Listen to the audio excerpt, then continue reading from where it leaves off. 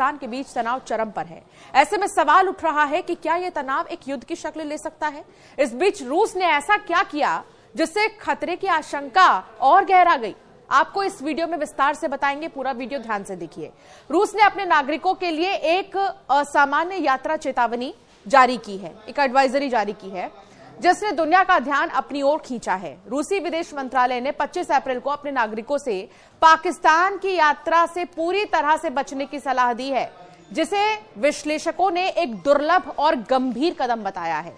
यह सवाल उठ रहा है कि क्या यह चेतावनी इस बात का संकेत है कि रूस की खुफिया एजेंसियों को भारत पाकिस्तान तनाव को लेकर कुछ बड़ा होने की जानकारी है। रूस ने अपने बयान में भारत और पाकिस्तान के बीच बढ़ते तनाव और युद्ध जैसी बयानबाजी का हवाला दिया। पाकिस्तान में रूसी दूतावास ने कहा कि भारत पाकिस्तान संबंधों में एक नया तनाव और अधिकारियों की बयानबाजी को देखते हुए हम अपने नागरिकों से अनुरोध करते हैं कि वे स्थिति सामान्य होने तक पाकिस्तान की यात्रा से बचें। आमतौर पर रूस की ओर से ऐसी चेतावनी देखने को नहीं मिलती।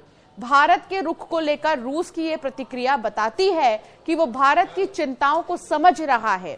इस चेतावनी का असर पाकिस्तान की वैश्विक छवि पर भी पड़ेगा।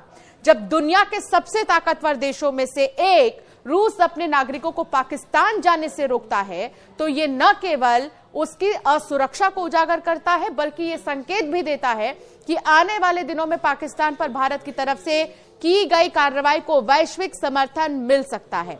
अब यह देखना बाकी है कि क्या रूस के इस संदेश के बाद अन्य देश भी इसी राह पर चलेंगे या नहीं। रूस से पहले अमेरिका और यूनाइटेड किंगडम ने भी यात्रा एडवाइजरी जारी की थी। अमेरिका ने जम्मू कश्मीर और भारत पाकिस्तान सीमा के 10 किलोमीटर के दायरे में यात्रा न करने की सलाह दी, जबकि यूनाइटेड किंगडम ने पहलगाम, गुलमर्ग और श्रीनगर जैसे पर्यटक स्थलों से बचने की चेतावनी दी। इन दोनों देशों ने भी अपने नागरिकों को पाकिस्तान की यात्रा न करने को लेकर एडवाइजरी नहीं दी है। रूस का पूरे पाकिस्तान को लेकर चेतावनी देना असामान्य है, खासकर तब जब वो भारत का करीबी रणनीतिक साझेदार है और हाल के वर्षों में पाकिस्तान के साथ भी संबंध सुधार रहा है। यही कारण है कि सवाल उठ रहा है कि क्या ये रूसी खुफिया एजेंसियों के किसी बड़े खतरे की जानकारी का संकेत है। पहलगाम में द रेसिस्टेंस फ्रंट यानी कि TRF की ओर से किए गए हमलों ने दोनों देशों के बीच तनाव को नई ऊंचाई दे दी है।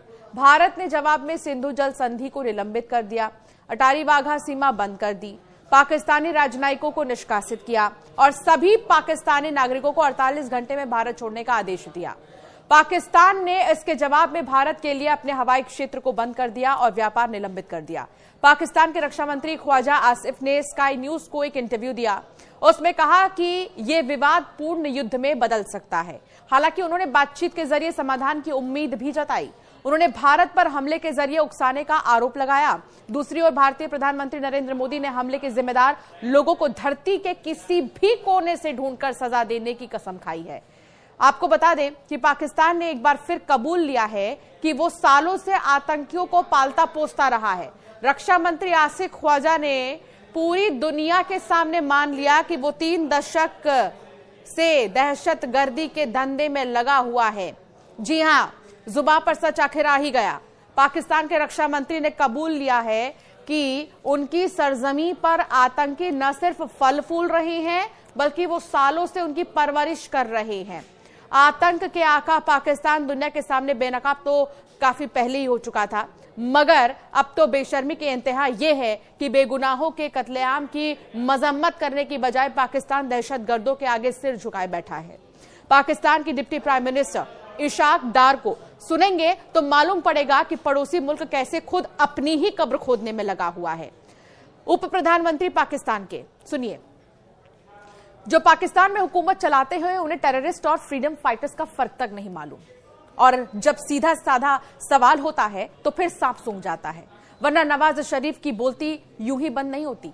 बार बार सबूत की रट लगाने वाले पाकिस्तान की पोल उसके अपने ही खोल रहे हैं।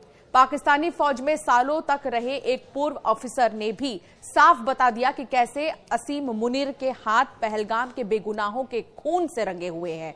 अपनी बेबाक बातों के लिए सोशल मीडिया पर जाने जाने वाले आदिल रजा ने पहलगाम के दहशतगर्दी हमले पर बेहद सनसनीखेज दावा किया।